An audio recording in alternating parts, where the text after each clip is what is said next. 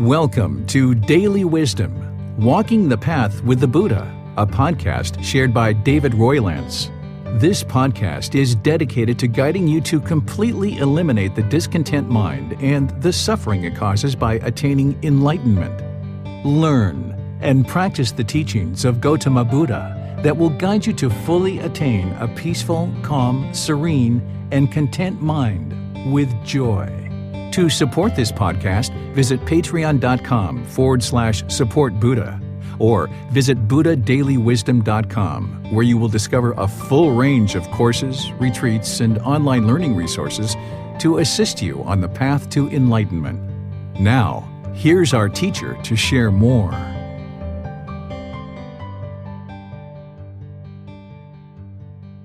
Sawadee Kap. Hello and welcome to Daily Wisdom, Walking the Path with the Buddha. I'm very pleased that you've decided to join us today for our guided loving kindness meditation. This is part of our group learning program where we meet right here on Sunday and Wednesday at 9 p.m. Thai time. In this program, we're sharing the teachings of the Buddha to help you learn and practice his teachings and progress towards enlightenment. As part of his training, he suggests that we practice breathing, mindfulness meditation, and loving kindness meditation. These are two primary trainings that he prioritized above a lot of other things that he talked about in terms of his teachings. There's three primary problems that are in the unenlightened mind, and these two meditations address two of those three primary problems. The first problem that he talks about is craving, desire, attachment. This is how the mind has mental longing with a strong eagerness. It wants the objects of its affections. It's longing, it's yearning, it has this strong eagerness. And when it gets what it wants, the mind is happy, it's excited, it's elated. But that's only temporary because the unenlightened mind is basing its inner feelings on some impermanent condition. And once those conditions change, the unenlightened mind can't hold on to those things permanently, so it moves from those pleasant feelings over to painful feelings like anger, sadness, frustration, irritation, annoyance, guilt, shame, fear. And this is the painful feelings that the mind experiences because it was longing and yearning for pleasant feelings. It's basing its inner feelings on some impermanent conditions, some temporary conditions. And because the mind is doing this, it will never find its peacefulness or its contentedness or its calmness because it's always wanting something that it doesn't have. So instead of being satisfied with what is or being content and joyful inwardly, the unenlightened mind is longing externally. It's looking for something in the world to create these pleasant feelings. And it's latching on to some impermanent conditions. It wants a relationship, or it wants more money, or it wants a bigger house. It wants to travel here or travel there. It wants new clothes, new jewelry, new shoes. And the unenlightened mind is just craving and craving and craving, having these desires or these attachments, this mental longing with a strong eagerness. And as long as it's doing this, the mind is going to experience discontentedness. It's going to be unsatisfied. It's going to experience these temporary pleasant feelings, these temporary painful feelings, and these temporary feelings that are neither painful nor pleasant, like boredom or loneliness or shyness. The mind experiences all these discontent feelings, and it isn't until we train the mind with breathing, mindfulness meditation, with generosity and other aspects of the path to enlightenment that the mind can eliminate this unwholesome root or this unwholesome quality of the mind or this poison of craving. And as you train the mind actively to eliminate this craving, desire, attachment, over time, the mind gradually starts to become more peaceful, calm, serene, and content with joy because it's no longer basing its inner feelings on some external condition. The next aspect of the mind that the Buddha discovered that has a problem and keeps the mind in this unenlightened state is anger or hatred or ill will. This is where when the mind experiences something disagreeable that it doesn't like, it becomes angered, it becomes hateful, it has ill will. It may even have aversion, where it pushes things away. What happens is the unenlightened mind falsely attributes the painful feelings that it's experiencing to something external, to some situation or some person. And because the mind doesn't have right view, because it's unknowing of true reality, that it's really craving, desire, attachment that's causing those painful feelings, that the mind is causing itself those painful feelings. Because the mind doesn't understand that, it experiences this anger, this hatred, this ill will, this aversion. It falsely attributes these painful feelings to something else, and it wants to push that away. So an unenlightened mind will push people in situations out of your life, thinking that they're the ones who are causing you to experience these painful feelings, when in reality, the mind is causing itself to be painful.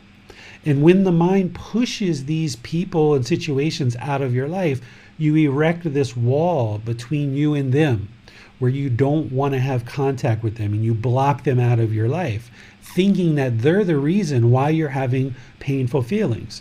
But once you discover that it's actually craving, desire, attachment that's causing those painful feelings, then you can start transforming that through the Buddhist teachings and start getting to the real root of the problem, which is in your own mind.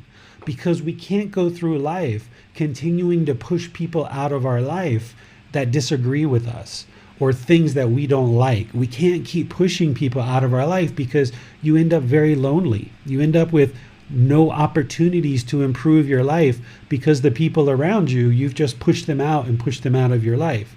So the way that you transform this anger, this hatred, this ill will, this aversion, this resentment, this jealousy, the way you get it out of the mind is you get to the root of the problem, which is this second poison, or this second unwholesome root.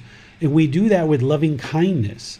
Loving kindness meditation is what transforms this anger, hatred, ill will into this active goodwill towards all beings without judgment. So what we're going to do in our class today in meditation is train the mind through meditation to have this active goodwill, this genuine interest in seeing ourselves and see others be well. And by transforming the mind this way in meditation, then you don't just keep it in meditation only, you then move it to your daily life.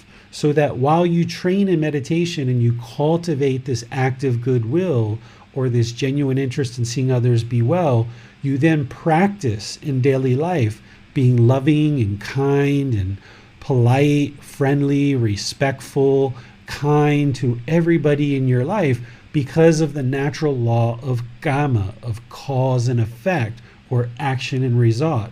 If we put out wholesomeness into the world, like being polite, kind, friendly, and respectful, then that's what will come back to us.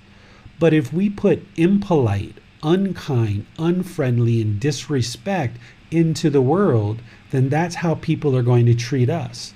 So by transforming our mind, the root problem, then we don't have to push people out of our life with aversion. We can then remain open and loving and kind to all beings, and then opportunities to improve our life come flooding in, because we have more friends, we have more colleagues, we have associates that are part of our life, we have good relationships with our family and our friends, and nothing bothers the enlightened mind, because the enlightened mind isn't going to be shaken up if someone else is disrespectful to you, or if somebody else is unfriendly or unkind. The enlightened mind isn't going to be shaken up by that. The enlightened mind is going to see it for what it is, which is just that person's lack of wisdom, lack of moral conduct, and lack of mental discipline. So by you improving your wisdom, your moral conduct, and your mental discipline, you'll be able to see more clearly in the world why all these things are happening and what's happening in your own mind. So then you can practice in such a way to not cause harm to others. Because if you cause harm to others, then that harm is going to come back to you. This is some of the primary things that are part of the Buddhist teachings. So just to kind of round out what I'm talking about, and then I'll come back to loving kindness, is this third poison or this third unwholesome root that the Buddha talked about is ignorance or unknowing of true reality. This is also referred to as confusion or delusion. This is where the mind doesn't understand what it doesn't understand. The unenlightened mind doesn't realize that it's causing its own discontent feelings. The unenlightened mind thinks that it's other people and other situations that are causing you to be angry. And the unenlightened mind will oftentimes blame other people and other situations for causing your own anger, when in reality, you're actually causing it yourself. The beauty in this is that because you're causing all the anger and all the discontentedness in your own mind, you can eliminate it. That's why you can attain enlightenment, this peaceful, calm, serene, content mind with joy, because it's your own mind that's producing all of these unwholesome aspects and all of these unwholesome results. By you training your own mind, you can actually get to a point where you've trained it so well that it's no longer affected by things that are going on externally. But that requires us to transform this ignorance or this unknowing of true reality, this confusion, this delusion. And the antidote or the wholesome root to transform that is wisdom. Wisdom is what transforms that. So while craving is transformed by breathing mindfulness meditation, by practicing generosity to let things go, and anger is transformed by loving kindness meditation and practicing loving kindness in daily life, to eradicate and eliminate ignorance or unknowing of true reality, we learn and we reflect and we practice the teachings of the Buddha. By learning and reflecting and practicing, you're not believing his teachings. You should never believe anything in his teachings. But instead, when you learn it, you reflect on it, see is it true, and then you practice it to be able to see the truth for yourself. And once you see the truth, then you have wisdom to know that it's true with 100% certainty. So that's what today is all about. Is on Sundays, we cover one chapter per week in this book, Developing a Life Practice, The Path That Leads to Enlightenment. And this Sunday, we're on chapter 20, and we're going to be restarting this program in about another 4 weeks. But on Wednesdays, what we do is we do breathing mindfulness meditation one Wednesday and loving kindness meditation the next Wednesday. This is where we come together as a group to encourage and support and motivate each other in our meditation practice, because it's an independent journey on this path to enlightenment, and each individual practitioner has to do their own work. But each week on Wednesdays, we come together as a way to support each other, encourage each other, and motivate each other in our practice together of doing either breathing mindfulness meditation or loving kindness meditation together. And then at the end of our meditation session, I open things up for questions, because anything that you've been reading in the books that I share, in the videos and the podcast and the Facebook group, anything that you're contemplating in terms of the Buddhist teachings that you need help with, we'll open things up at the end of our meditation to allow you guys to ask any questions that you like. We do that on Wednesdays, and we also do it on Sunday as well. You can ask questions along the way. And then during the week, if you have questions, you can post into the Facebook group, you can send a private message to me, or you can schedule some personal guidance to do that either online if you're somewhere else in the world, or if you're here in Chiang Mai, we can meet privately and talk about your practice and what it is that you need to learn and develop to further your progress on this path to enlightenment. So thank you all for choosing to learn and practice the Buddhist teachings, because as you do, this is going to improve your life, the life of the people close to you, and all of humanity, as you start to more deeply train the mind to not cause harm, but only to do good things in the world and only do wholesome things in the world. So thank you all for choosing to learn and practice these teachings. The way that I do loving kindness meditation is I start out with some guidance to help you get into breathing mindfulness meditation first. We do that for about 5 or 10 minutes or so. And then after we do breathing mindfulness meditation, then I will start providing guidance on loving kindness meditation. After that, then we'll do a little bit more breathing mindfulness meditation and then end our session and open things up for questions. So once we get going with meditation, you'll hear me give you some brief guidance on breathing mindfulness meditation, and then I'll be quiet for a while just to let you do the work. So you don't have to hear my voice the whole time through your meditation, and you don't hold on to my voice, but instead I just do a little bit of guidance to kind of ease you into meditation and then let you do the work. Then I'll come back with the guidance on loving kindness meditation. What we'll do is we have 4 statements, 4 affirmations that we repeat in the mind. I will do it out loud to remind you of what those affirmations are, but you just do it quietly in the mind. We start with, may I be peaceful. And we do that on the out breath. Then when we breathe in, the next breath is, may I be safe. And then the next one, may I be well. And then the next one, may I be free of all discontentedness and the suffering it causes.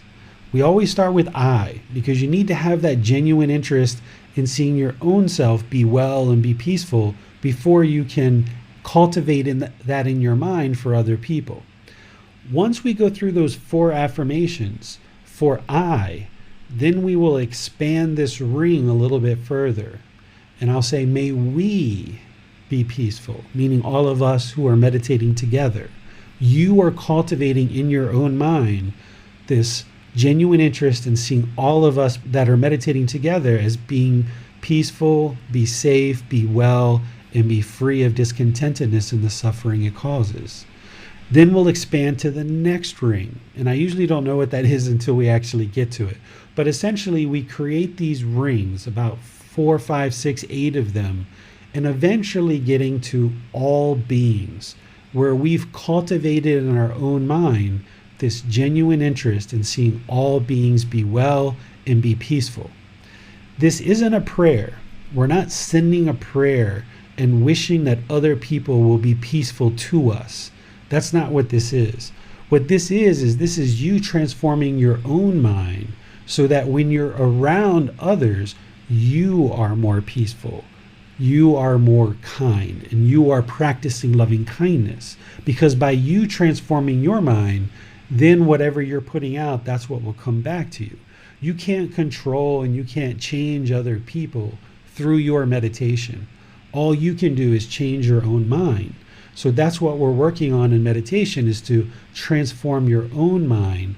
And by doing that, then that's where you see the real results, because you're transforming this anger, hatred, ill will in all the lesser versions, like frustration, resentment, annoyance, all of these other lesser versions of that.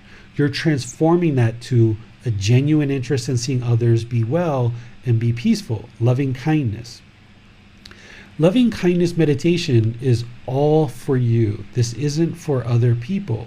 So as you're doing this, you cultivate this in meditation, but then in your daily life, when you go out into the world, you practice.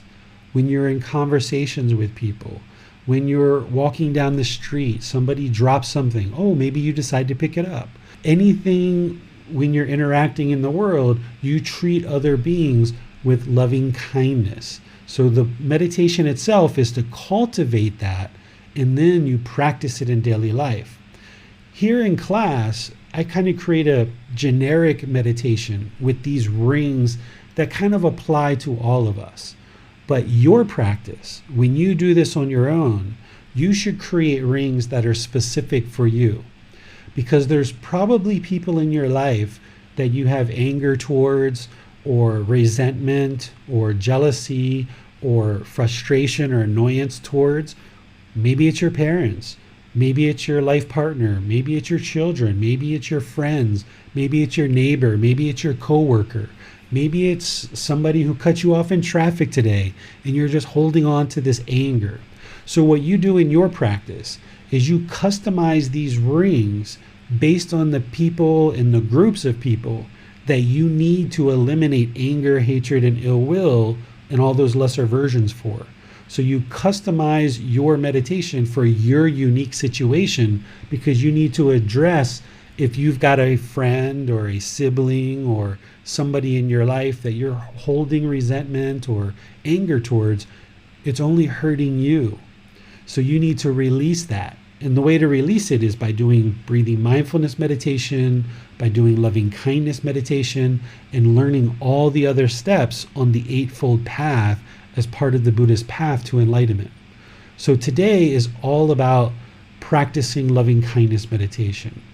So let's go ahead and start meditation then. I'd like to invite you to pull up a cushion or take a chair, take a seat in a chair if you're sitting in a chair in front of your computer or your electronic device.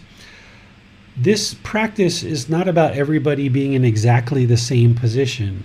The body needs to be comfortable, but not luxurious. So at any time if you feel pain during meditation, just adjust your body position so that there's no pain.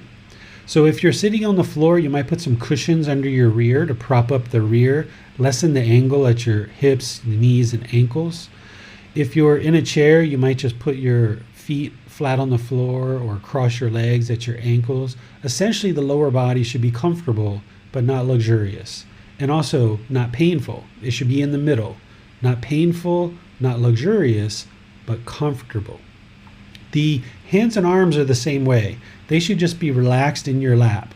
The Buddha placed his right hand over his left with his thumbs together and then put that in his lap. But you could also just put your palms on your thighs or your knees. If you're in a chair, you might just put your arms on the armrest. Essentially, your hands and arms shouldn't even matter. They should just be completely relaxed, just like your lower body. But your upper body, that needs to be erect. By keeping your muscles engaged around the spine, that keeps the mind attentive and alert during your meditation. Because meditation isn't about just zoning out and completely relaxing. You can do that when you're sleeping. What meditation is it's an active, dedicated, purposeful training session where we're actively training the mind to eliminate certain unwholesome qualities and cultivate wholesome qualities. So here, we're going to be doing some work to eliminate craving, desire, attachment as part of breathing mindfulness meditation and cultivating mindfulness or awareness of mind.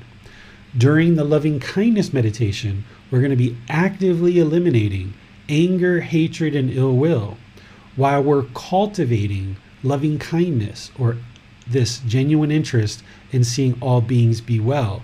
So this is work. It's active, dedicated, purposeful training session with the mind.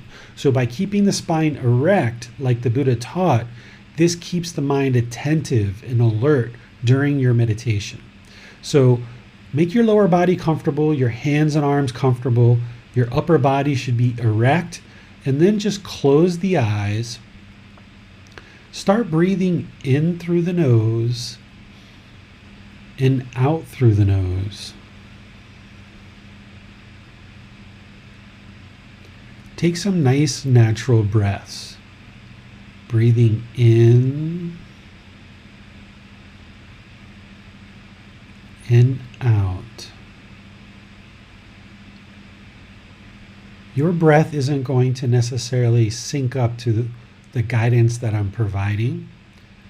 You just breathe naturally. The guidance that I'm sharing is just to remind you to breathe in wherever you get to that and to breathe out.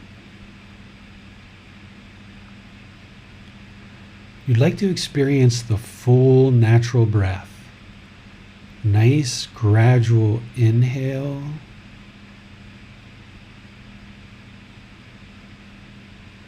and exhale.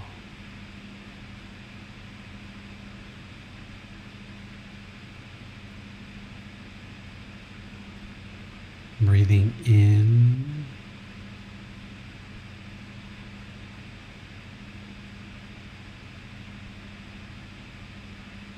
and out. I'm going to do a chant just to ease us a little bit into meditation, and then I'll be back with some more guidance to help you move deeper into breathing mindfulness meditation.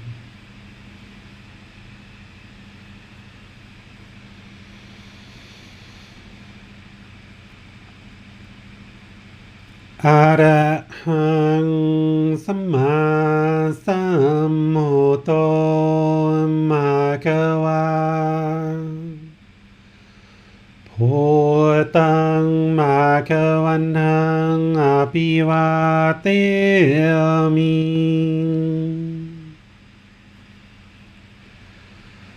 Sawakhato Bhagavata Dhammo Dhammang Namasami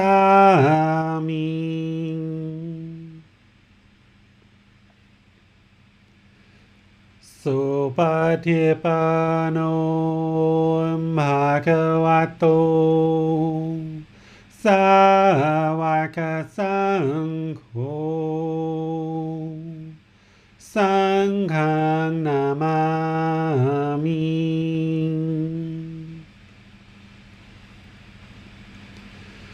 Namo Tassa Bhagavato Arahato Samma Sambuddhassa Namo Tassa Bhagavato Arahato Samma Sambuddhassa Namo Tassa Bhagavato Arahato Samma Sambuddhassa Iti piso Bhagava Arahang Samma Sambuddho Vicacaranang Samhono Sakhato Rokavito Anutero Purisa Dhamma Sati Satadawa Manusanang Bhutto Bhagavati.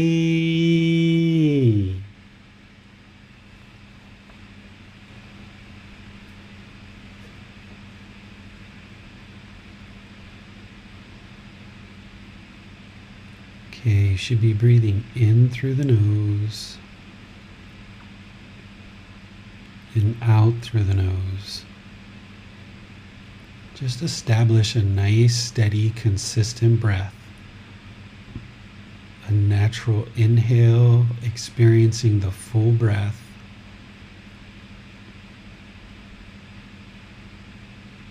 And exhale.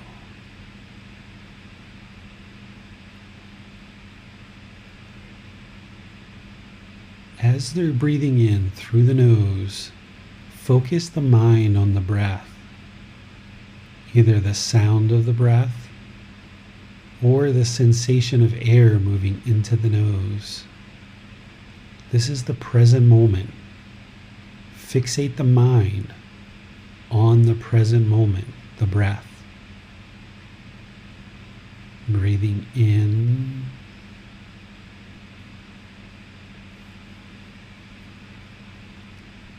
and out.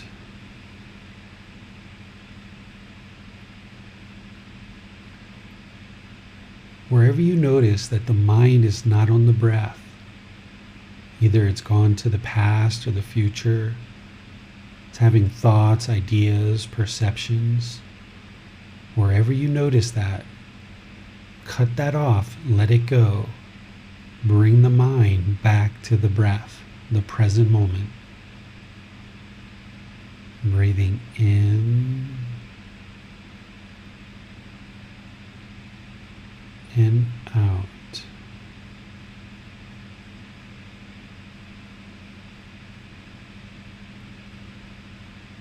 Breathing in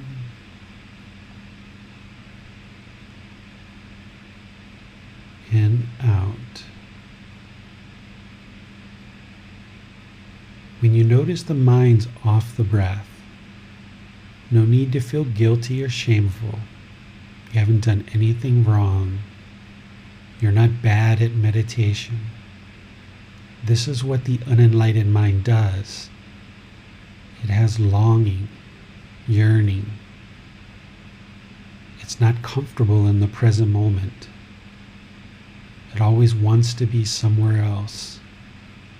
That's the craving, desire, attachment. It's longing with a strong eagerness. And whenever you're aware of that, the mindfulness or awareness of mind, when you're aware of that, you cut it off, let it go, and come back to the breath, the present moment. Breathing in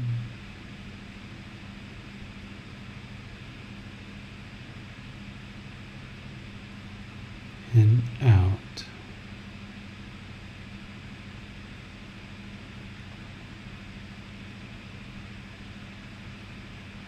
Breathing in and out. The unenlightened mind is a master at holding on to things. That's what it wants to do. It may even want to hold on to this voice, but I'm going to be quiet so that you can go internal and just focus on the breath, the present moment.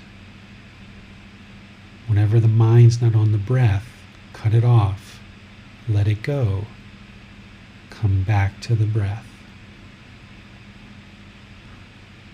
You have nowhere to go. There's nothing to do right now. No one needs you. Just focus on the breath. Breathing in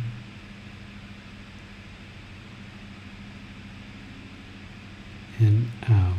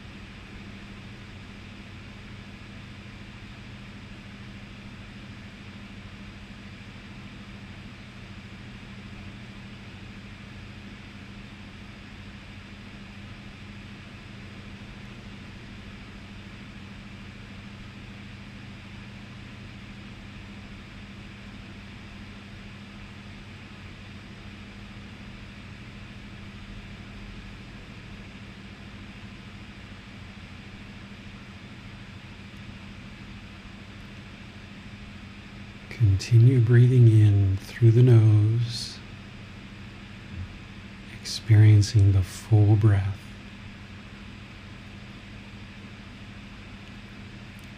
On the out breath, repeat this affirmation in the mind.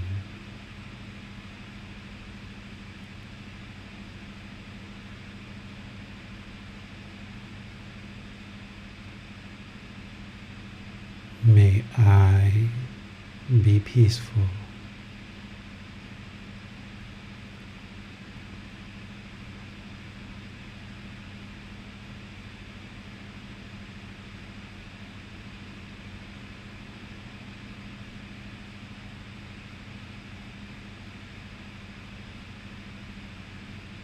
May I be safe.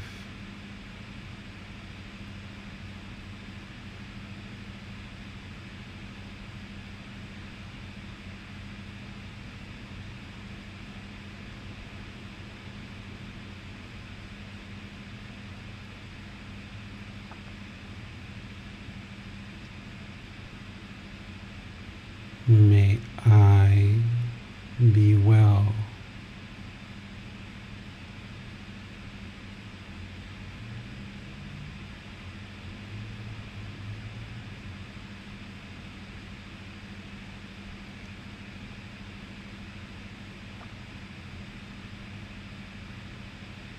May I be free of all discontentedness and the suffering it causes.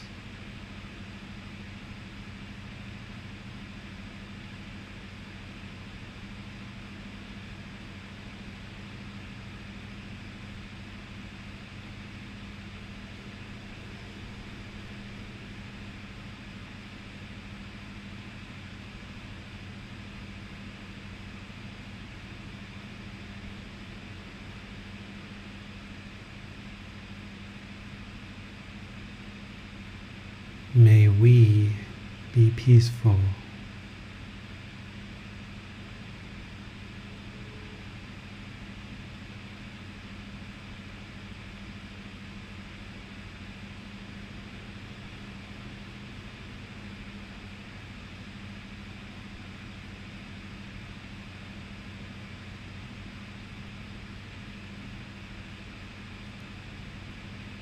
May we be safe.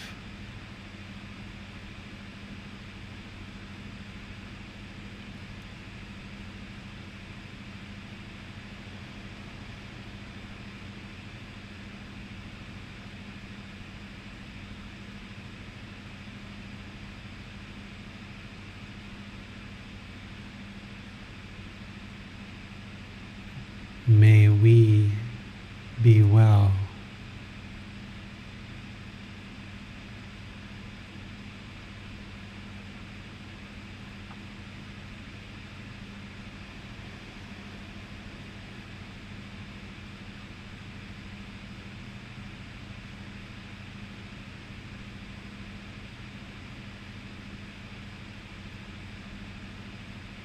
May we be free of all discontentedness and the suffering it causes.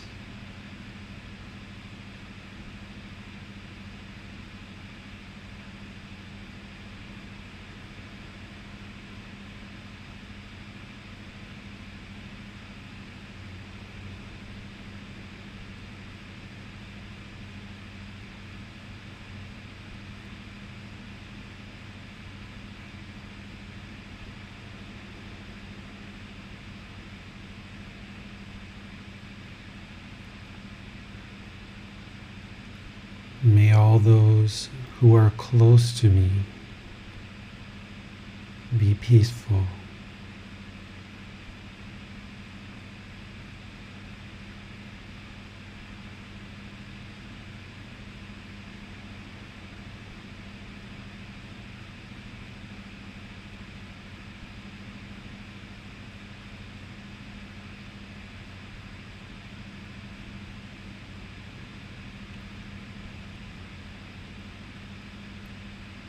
May they be safe.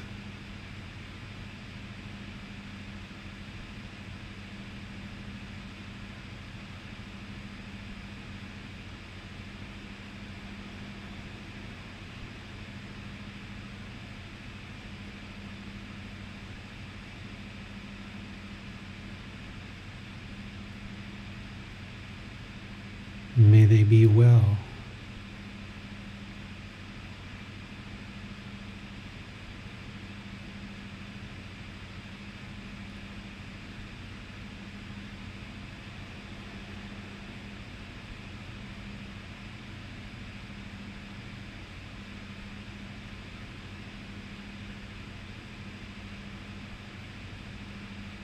May they be free of all discontentedness and the suffering it causes.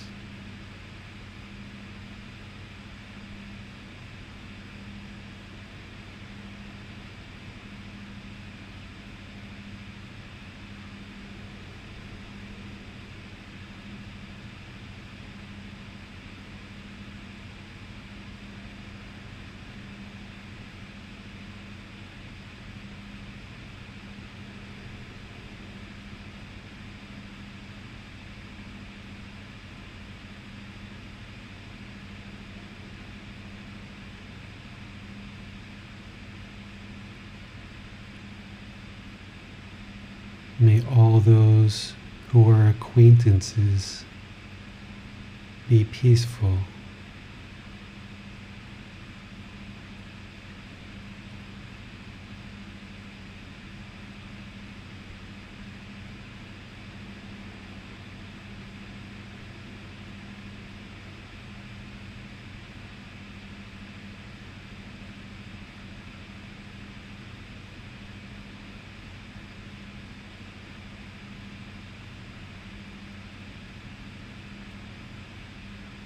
May they be safe.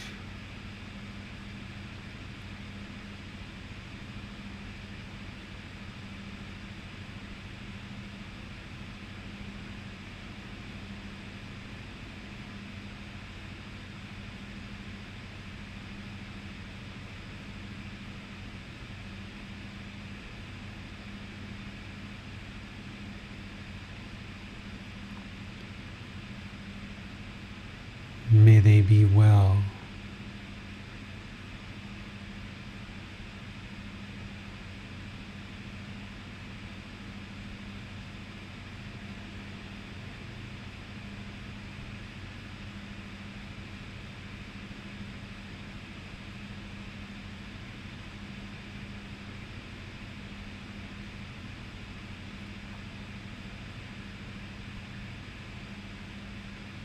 May they be free of all discontentedness and the suffering it causes.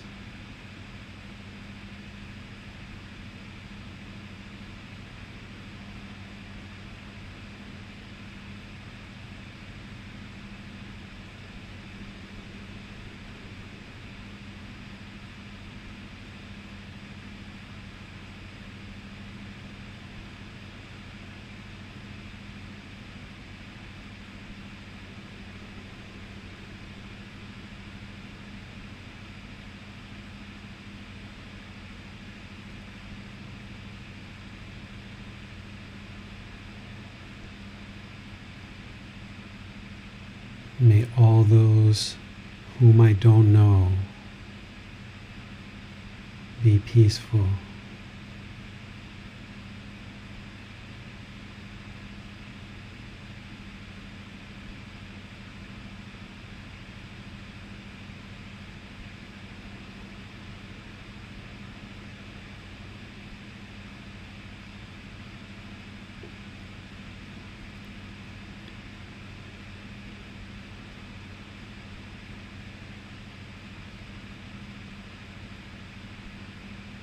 May they be safe.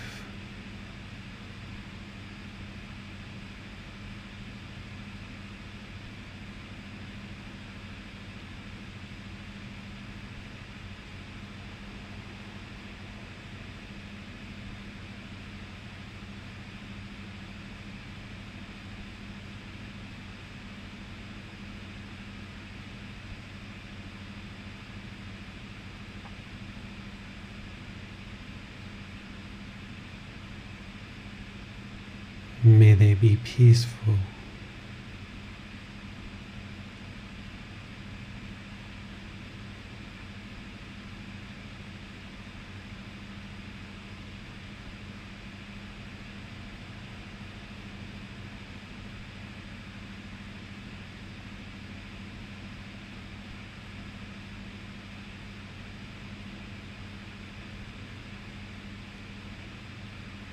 May they be free of all discontentedness and the suffering it causes.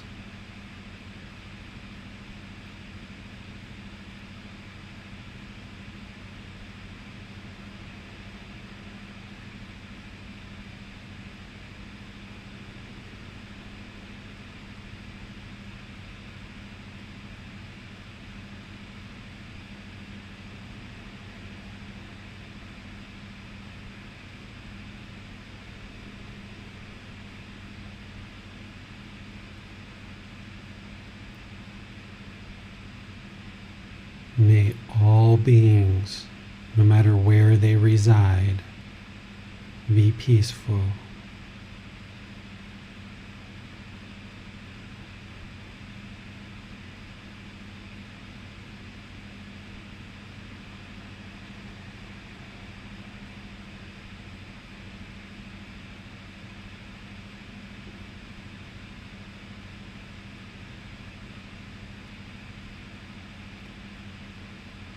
May they be safe.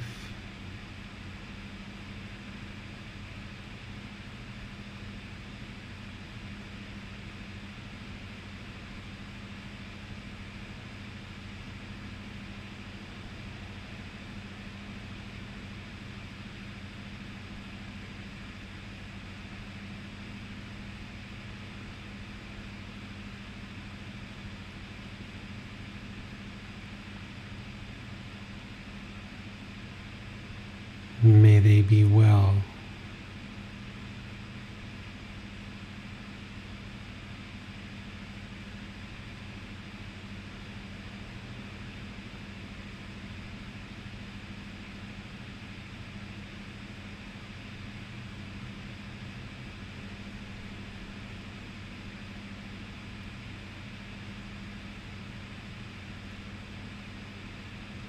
May they be free of all discontentedness and the suffering it causes.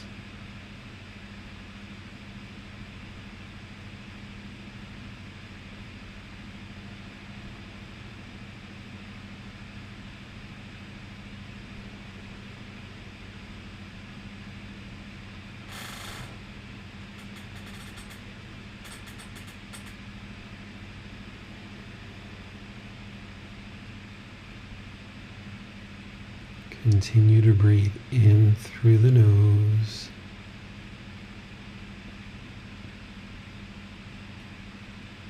and out through the nose.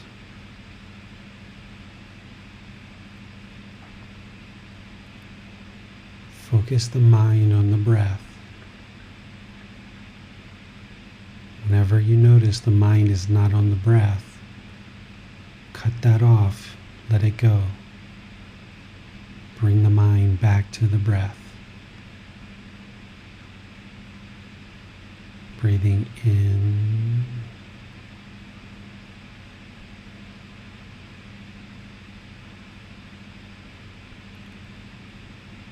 and out.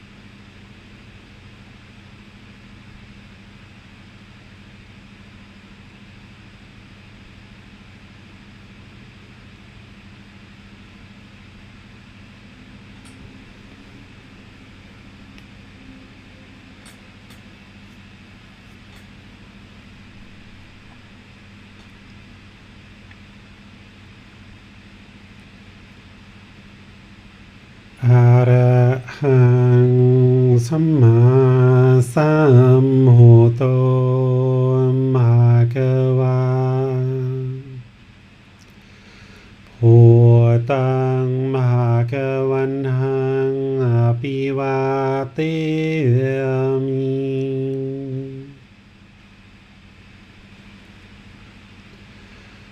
สวากขาโตภะคะวะตาธัมโมธัมมังนามาสามิ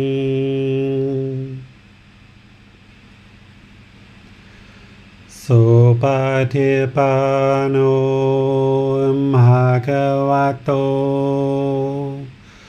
สาวกสังโฆสังฆังนามามิ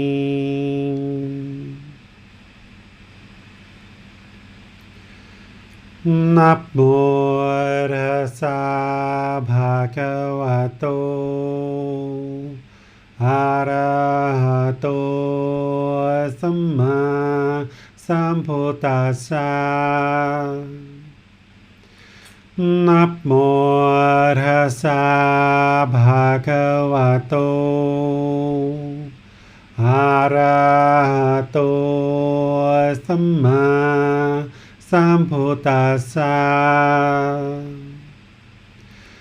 นะโมตัสสะภะคะวะโตอะระหะโตสัมมาสัมพุทธัสสะอิติปิโสภะคะวะอะระหังสัมมาสัมพุทโธวิจาจารณังสัมโมโน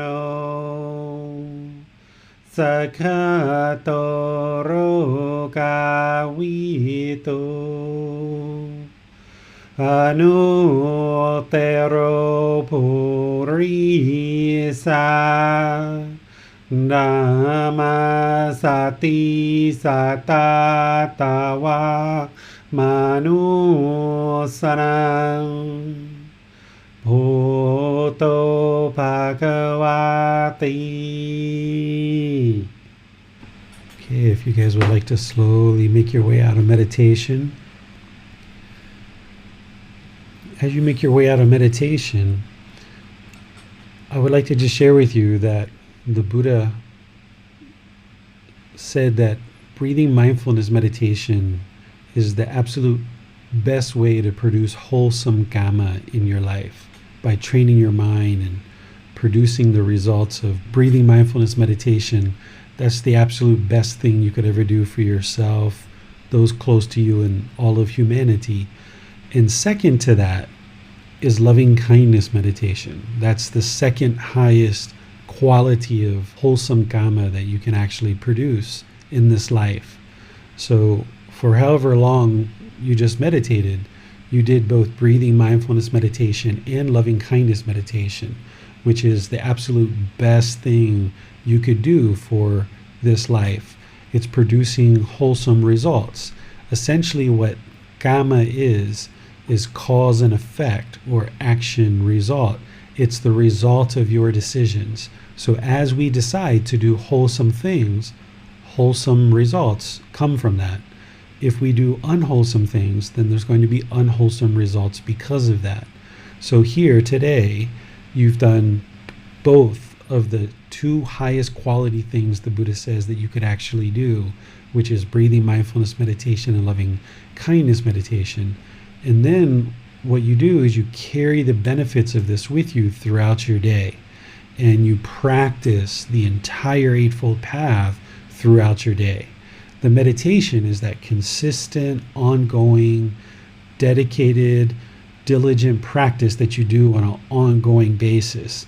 But then there's all these other aspects of the teachings that you practice on an ongoing basis in order to gradually slowly train the mind to move to this enlightened mental state.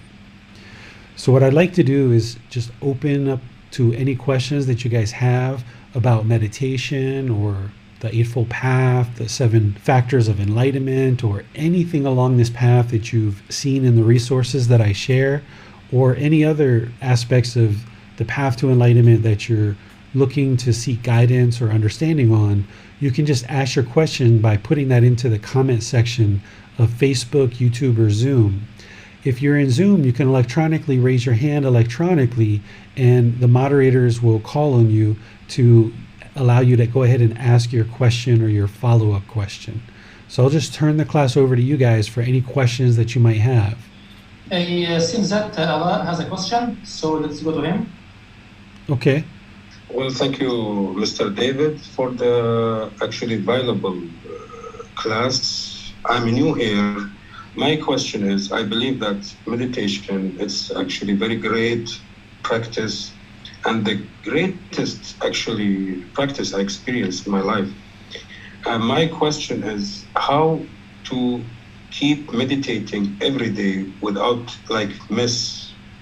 I'm new here, so I tried to meditate for a week, and I felt the changes and the impact of meditation. But as the daily busy, you get busy with things on the daily practice will let you forget that, and then again you will go back to the old habit. So how you keep meditating every day and keep it like your routine? Thank you very much. Sure, let me help you with that. So there's a few things to talk about here. The ideal would be for someone to meditate 2 to 3 times per day for 30 minutes or more per session. The Buddha meditated 3 times a day, morning, midday, and evening.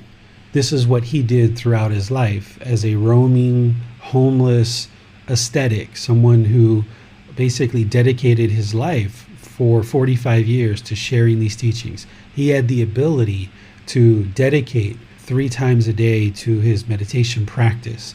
And that would be ideal. That's what you see the most benefits with. But in this household life, living as a household practitioner who has a family, maybe children, maybe a job, other responsibilities in your life, you're probably not going to be able to meditate 3 times a day, 30 minutes or more right out of the gate, because you haven't created that space in your life yet. You're just getting into these teachings and on this path. So what you do is you try to gradually build up to a practice that would be 2 to 3 times per day. So what I like to do is I like to meditate in the morning as soon as I wake up, and meditate in the evening before I go to bed. Those are my 2 anchor points. Those are the 2 that I look to maintain the most. And when I first started meditating, it was probably 2 minutes, 5 minutes, 10 minutes per session. That's all I could do. But then as you start seeing the benefits and you start seeing the results, you start expanding that a little bit more in terms of the amount of time that you meditate each session. And then it also becomes easier each session as well. When you grew up as a child, your parents had to constantly remind you to brush your teeth. And that went on for years before you could remember to do it for yourself.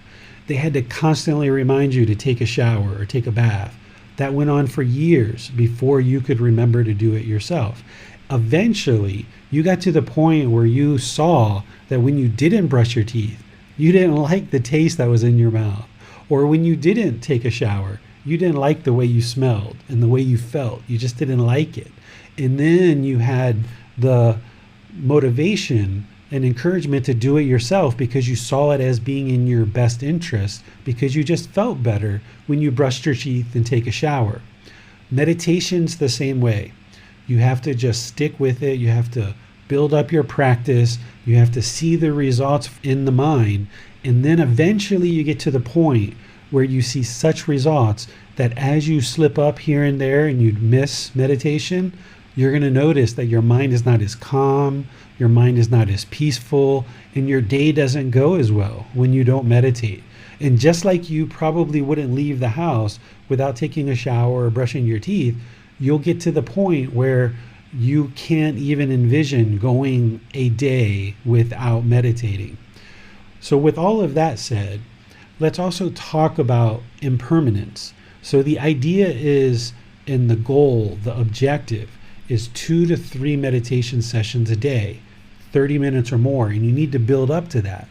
But there's this universal truth of impermanence. There's really nothing that is steady, constant, or fixed other than enlightenment and the natural laws of existence themselves, the Buddhist teachings. So even though you might make a plan that you would like to meditate 2 times a day, for example, morning and evening, like I'm sharing, you're going to miss that sometimes. It's not possible for you to permanently meditate 2 times a day for the rest of your life. It's just impossible because the body's going to get sick, you're going to get sore.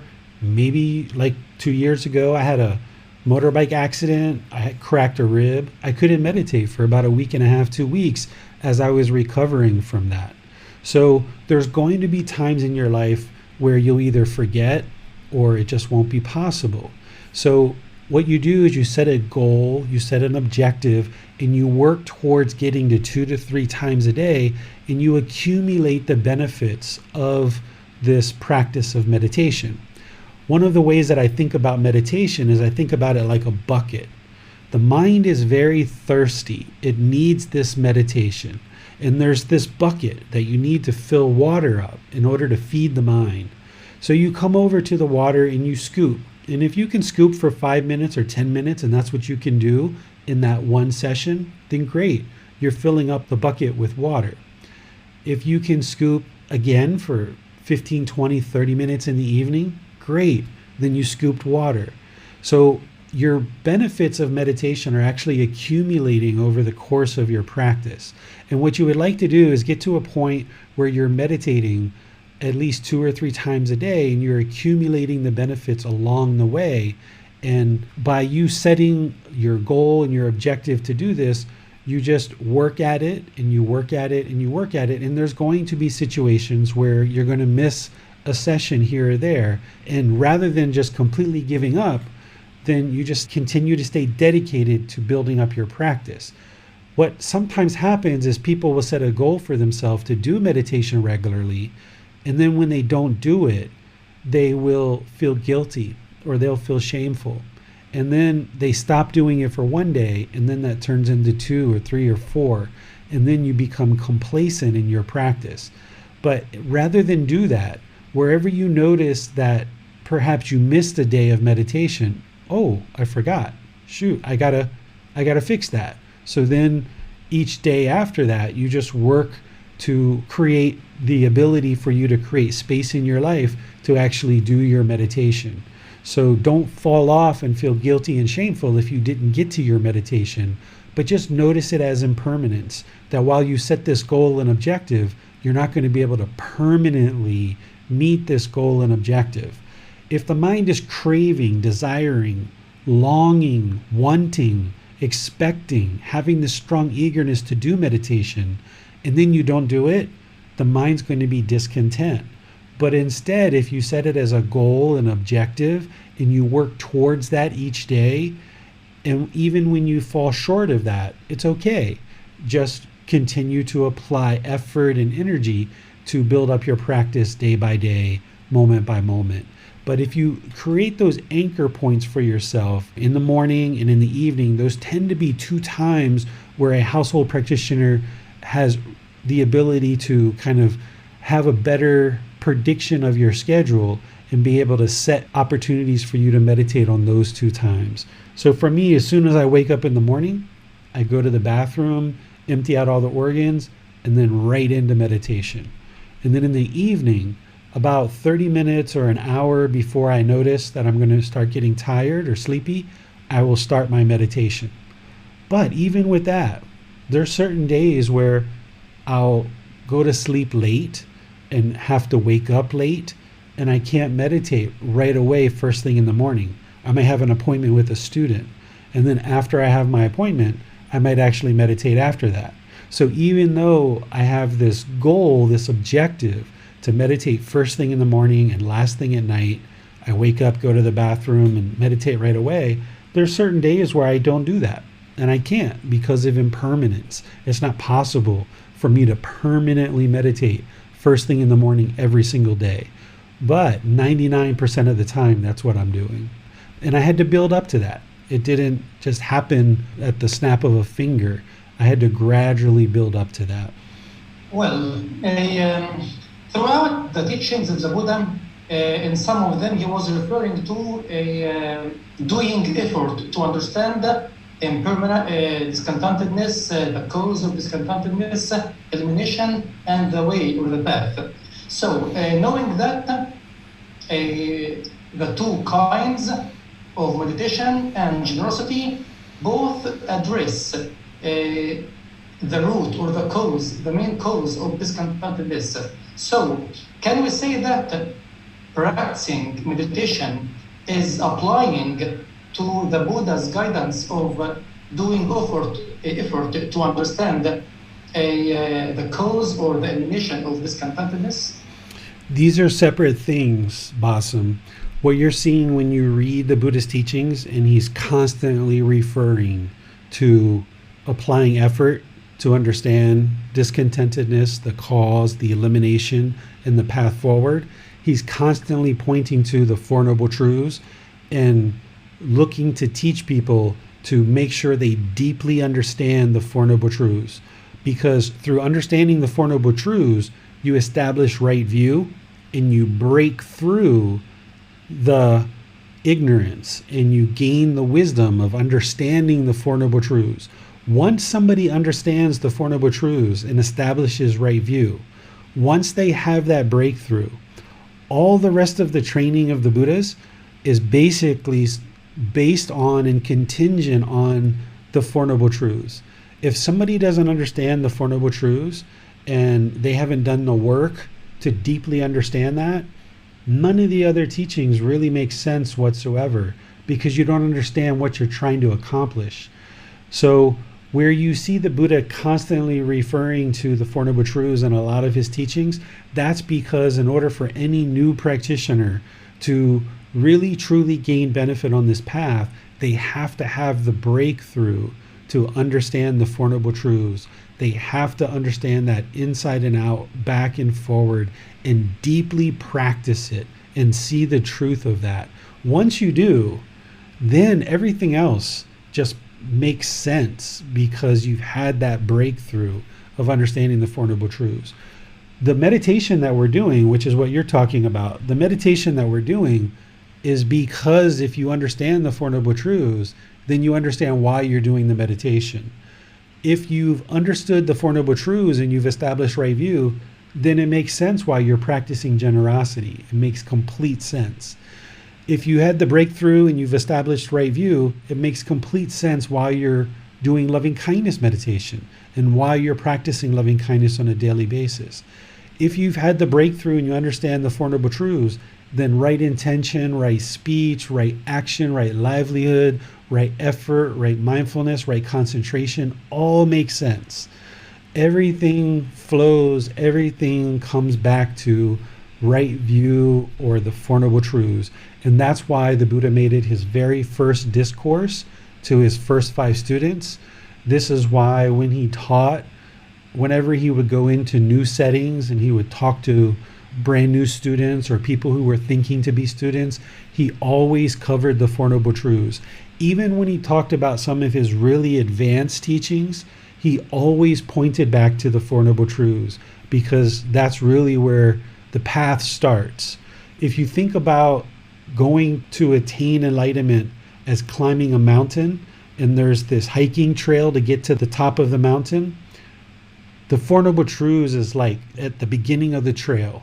It's like a sign at the beginning of the trail. Even just to put your first step on the path to enlightenment, you need to deeply, thoroughly understand and practice the Four Noble Truths. And in doing so, a person will have that breakthrough.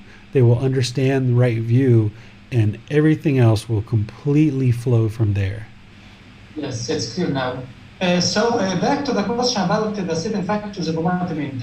Is it the right time to practice them while meditating? 7 factors of enlightenment, think of it as another tool, okay? It's another way of refining the mind and bringing the mind to the middle. So these 7 factors, the first one is mindfulness. This is awareness of mind, practicing the 4 foundations of mindfulness, being aware of the bodily sensations, being aware of the feelings, being aware of the condition of the mind, and being aware of any mental objects. And this goes into a lot of detail. When you learn the 4 foundations of mindfulness and you fully develop mindfulness in the mind or awareness of mind, then you know what that is. And the Buddha says practicing this factor of enlightenment is always useful. You should always be practicing mindfulness all the time, all day long. So that's in meditation and outside of meditation as well. The other 6, they're broken into 2 different categories. There's 3 of those 7 factors of enlightenment that are practiced whenever the mind is excited. Whenever you feel an excited condition in the mind, these 3 factors are used to bring the mind to the middle and calm it down and bring it to the middle. The other 3 are when the mind is sluggish or lazy or complacent. Whenever you're noticing that in the mind, you practice these other 3 factors to bring that mind into the middle.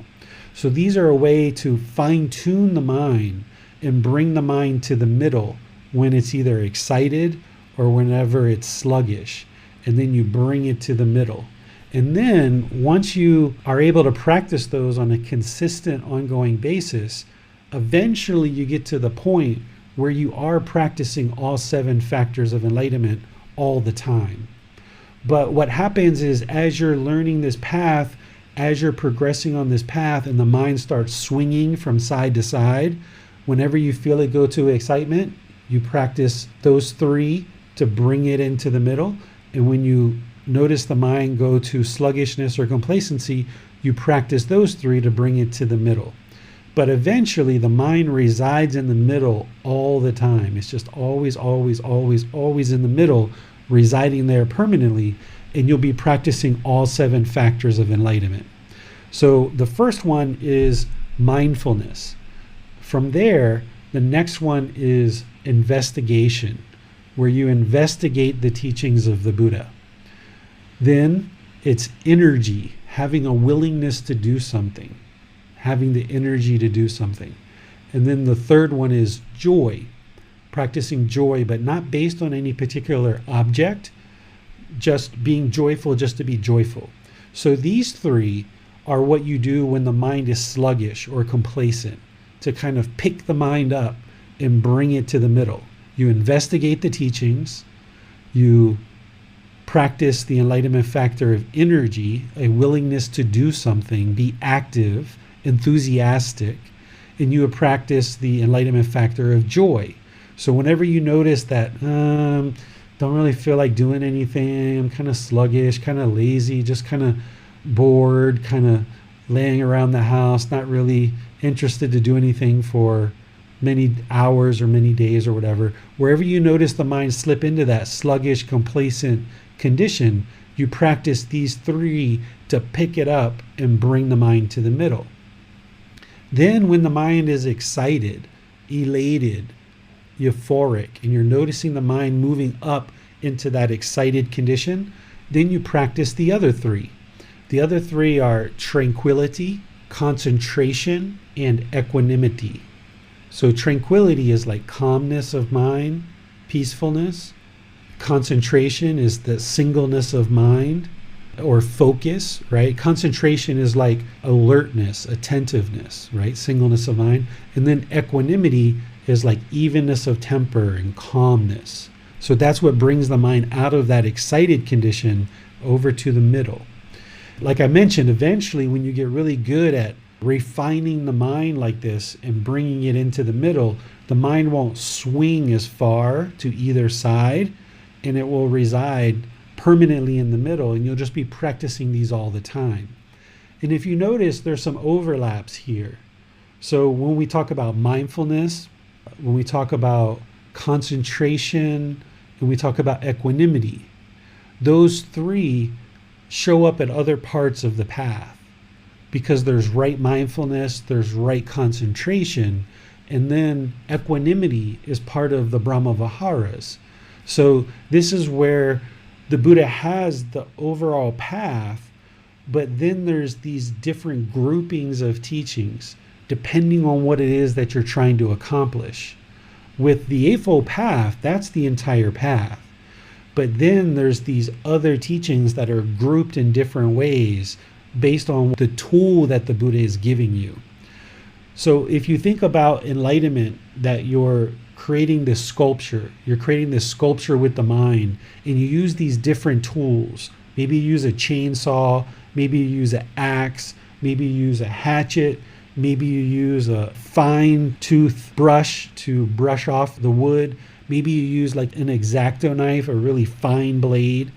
Depending on what you're doing in your practice, depending on what you need to do to create this beautiful sculpture, you're going to grab the tool that you need at that particular time. So for example, if you're going about your day, you're walking down the street, and you notice that you're judging somebody that's walking down the street next to you, and you're feeling this hatred and anger come up in the mind, with your mindfulness, you're aware of that hatred and anger. Well, right away you bring in loving kindness, and you're like, let that go, right? You let go of that thought, you let go of that unwholesomeness of judging another person, of thinking hateful, and you arise the loving kindness. And that's what you needed in that particular instance, because you observed the mind being judgmental and being hateful. In another situation, you're going about your day, you're an hour into it, 3 hours into it, you get some really good news. You notice the mind becomes really excited about this news. You're aware of it. You have mindfulness that your mind has gone into this excited state. And now, if you know the Buddhist teachings really well, then you practice those 3 factors of enlightenment to calm it down and bring it into the middle, which is tranquility, concentration, and equanimity. And now you fix that problem. The mind's back in the middle. An hour, 2 hours, 5 hours down the road, something else transpires. You're noticing that the mind becomes sad, right? It's becoming sad. You're feeling painful feelings. And you know it's because of craving, desire, attachment. You look inside. What's the craving, desire, attachment that's causing this sadness? Okay, cut that off. Let it go.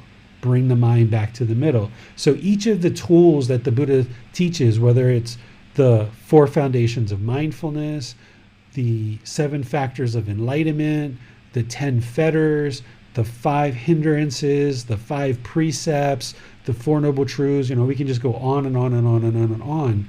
There's an exact reason of why you use each individual one of these tools.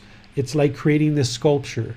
And as you're creating the sculpture and you're trying to refine the mind and bring it to the middle, you employ whatever tool that you need at that given time.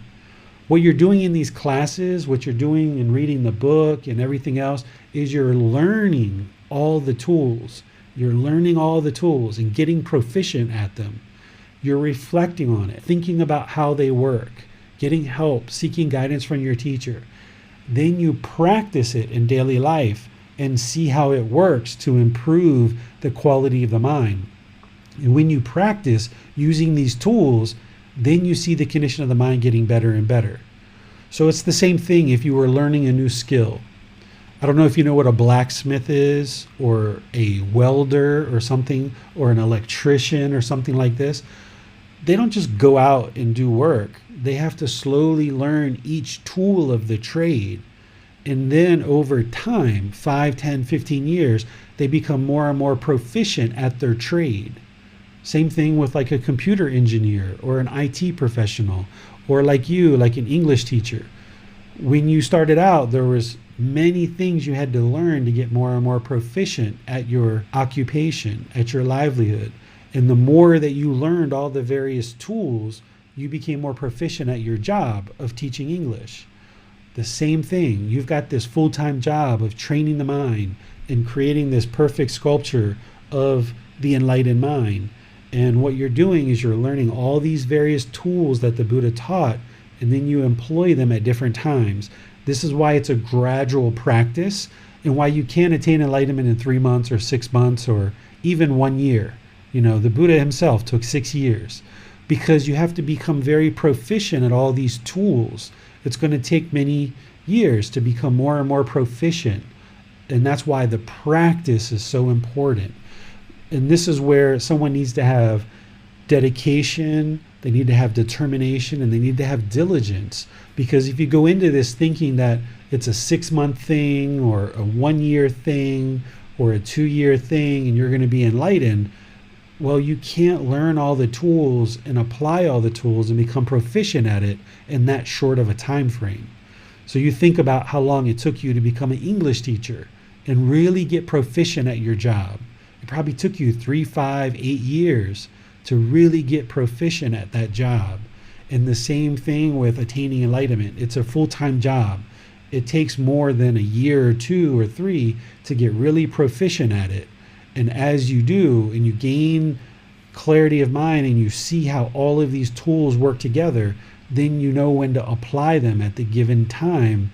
And then as you apply these tools and you see it work to improve the condition of the mind, that's when you have the truth and you see the wisdom and you get more and more results. And then it just becomes effortless that you're just practicing all these teachings all the time, where the first few years, it's quite challenging and sometimes cumbersome to get into the habit of practicing, get into the habit of learning on a regular basis. And as you build this up, it just becomes easier and easier, where it's effortless and your mind's just always functioning through these teachings. Well, so the Buddha described this as beneficial always. I think that everyone who is interested to figure out this will see how beneficial it is. But the question is, mindfulness involves applying some energy or being active. So do you think one can go to sleep while practicing mindfulness? The mind is active. Mindfulness is awareness of mind, and even when you're laying down on the bed, if that's how you choose to sleep, you need to have mindfulness, because thoughts can come and invade the mind. In that period of time where you lay the head on the pillow, thoughts can come in and invade the mind and attack the mind. So even when you're lying, you need to have awareness of mind. But then if you're attentive to that and you train the mind really well, you get to the point where thoughts don't invade the mind as you're falling asleep. This is why people have trouble sleeping, because they haven't trained their mind. They're involved in a lot of different unwholesome things in their life. And then when they lay their head down on their pillow at night, all these thoughts bombard them and invade their mind. And it's hard for them to sleep and they have insomnia. But if you've done the work during your day and you've trained your mind and you've maintained your practice throughout your day, when you put the head on the pillow, it's like being a baby again, and you just fall asleep, almost instantaneously. But you're not going to get that right off the bat. So as you're developing your mind and you're training your mind to get to that point, you do need to practice mindfulness while you're lying, because if any thoughts come to invade the mind, you have to just focus on the breath.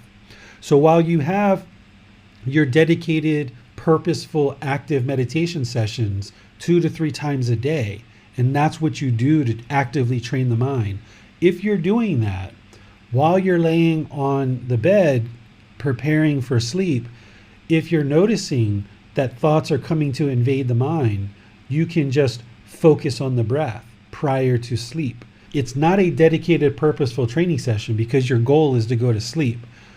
You have your purposeful, dedicated training sessions outside of that. But if you're doing that regularly and you're doing breathing mindfulness meditation and loving kindness meditation regularly, when you get to the point of sleep, you can actually use that, where now that your mind's been trained to focus on the breath, you notice thoughts are starting to invade the mind and inhibiting sleep, you can keep your eyes closed, lay on your side or however you lay, and you can focus on the breath, cut off the thoughts, come back to the breath, focus on the breath. Wherever you notice the mind's off the breath, cut it off and let it go. And you'll notice that you'll be able to more easily fall asleep. And then your mind will get more and more used to this, that it will then get in the habit of falling asleep regularly, more easily. But be sure you have meditation outside of that, that is your purposeful, dedicated, active training sessions. But once you gain that benefit of that training, you can kind of reap the rewards of that through your daily life, but also when you're preparing to fall asleep. But you still need to maintain your mindfulness, because thoughts can come and invade you at that time of lying on the bed, or sitting at a bus stop, or sitting in the back of a taxi, or driving a motorbike, or sitting on a train, or being in a meeting with your boss or your coworkers, or at every moment. That's why the Buddha says mindfulness is always useful. You have to always be aware of the mind, because wherever you notice unwholesome thoughts arise, you got to catch it.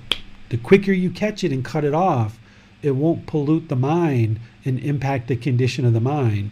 So if you're kind of lackadaisical and complacent, and you allow the unwholesome thoughts to invade the mind, and then there's this elongated time where those unwholesome thoughts are permeating in the mind, it's much harder to get rid of them at that point. Whereas if you can catch it when it's just bodily sensations, you can cut it off quicker and it won't invade the mind. So the sooner and sooner and sooner that you're aware of those unwholesome thoughts coming into the mind, you can get rid of them easier and easier. And then likewise, when you're trying to cultivate wholesome qualities in the mind, you need to have that mindfulness and awareness, so that if you're walking down the street, you see somebody drop their wallet on the street, and you're like, they dropped their wallet. Well, that's too bad for them. I'm too busy. I'm just going to keep walking. And you just don't pay attention to it. Then you're not cultivating the wholesome quality of generosity, of using 30 seconds of your time to bend over, pick it up, and be sure it gets back to the rightful owner. So if you can be aware of that little inclination of the wholesome thought that's trying to kind of make its way in to the mind, when you're aware of that with mindfulness, you can support it, you can encourage it, you can allow it to grow and blossom in the mind, rather than just kind of being complacent and not allowing the mind to cultivate these wholesome qualities. So by being attentive and alert and practicing that awareness of mind, then you can always be eliminating unwholesome qualities, and you can be cultivating the wholesome qualities. This is a lot of work. This takes effort. That's why it's called right effort on the Eightfold Path. The effort to eliminate unwholesome qualities and arise wholesome qualities. But once you do this long enough, and you've done it, and you've applied the effort, and you meet the struggles, and you meet the difficulties, eventually it just becomes first nature. But for however many months or years, as you get the mind closer and closer to the middle and to enlightenment, it's a real struggle for a while to kind of force the mind to eliminate unwholesomeness and arise wholesome, because the mind is so used to being unwholesome. It's used to judging other people. It's used to hating other people. It's used to being frustrated. It's used to being jealous. It's used to being resentful. It's used to pushing people away.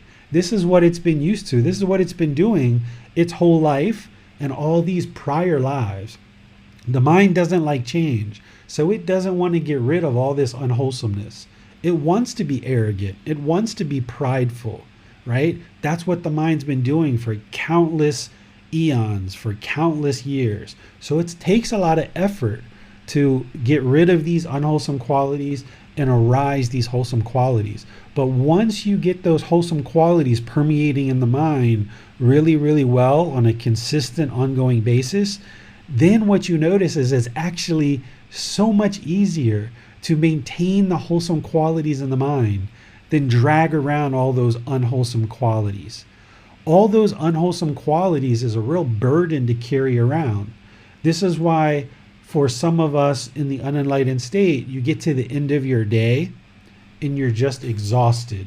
You're just utterly tired and wiped out because it's such a burden to carry around all that unwholesomeness in the mind. Once you eliminate all that pollution and you arise these wholesome qualities, that's why the mind becomes tranquil. It becomes light. That's why we call it enlightenment, because the mind and the body becomes very tranquil and very light, because it's actually easier to practice being wholesome once you get the mind there. But it's a lot of work to get it up there and to maintain that on a consistent, ongoing basis. So once you kind of meet the struggle and you work through that, once you get closer and closer to that goal, it just becomes effortless and so easy to be practicing these wholesome qualities all the time. Because it's so much easier to be nice to people than it is to be angry and frustrated towards them and hateful. It's a lot of work to carry around hatefulness, right? So as you practice these good wholesome qualities more and more, you'll actually see that it's so much easier to be a polite, kind, friendly, and respectful person, and it has so much better results in your life. Yes, this is really helpful, teacher. It seems that these are all the questions that we have for today. So really thank you for your time and guidance. Okay, you're welcome. Yeah, good questions. So on Sunday, we're going to be in chapter 20, and this is where we'll be talking about the past. We're going to be talking about past lives. So if you've been interested in the cycle of rebirth and understanding the past, that's what we're going to be talking about. If you remember from the beginning of this program, I talked about how we're going to set the whole cycle of rebirth to the side, and we're going to get to it towards the end. And that's the time that we're going to get to it, is this Sunday. We're going to be talking about the evolution of the human consciousness from animal to human. And you'll start to understand why the unenlightened mind functions the way it does, because it's been conditioned over countless lifetimes to be like an animal. And it's very challenging to move it from this animalistic instincts to being truly human. And once you understand that and you kind of see those qualities of mind that are very much more animalistic, you understand where it's coming from, and then you can better understand where you need to head towards so that you no longer function like an animal, right? What we're doing through this path to enlightenment, in addition to everything else, is we're transforming this mind from these animalistic instincts to being human, where we function as an enlightened human being. So we'll be talking about that on Sunday. And then next Wednesday, we'll be doing breathing mindfulness meditation together. So appreciate you guys joining. Have a lovely rest of your day. Continue with your meditation practice, both breathing mindfulness meditation and loving kindness meditation. I'll see you in a future class. Take care. Sawadee ka. Thank you for listening to this podcast. To provide support for this podcast, visit patreon.com/support Buddha. To access more teachings, visit buddhadailywisdom.com. There, you will discover a full range of courses, retreats, and online resources to assist you on the path to enlightenment. Remember to establish a daily, consistent meditation practice, along with learning and practicing these teachings. A well-developed meditation practice is the foundation in which to train the mind to attain enlightenment.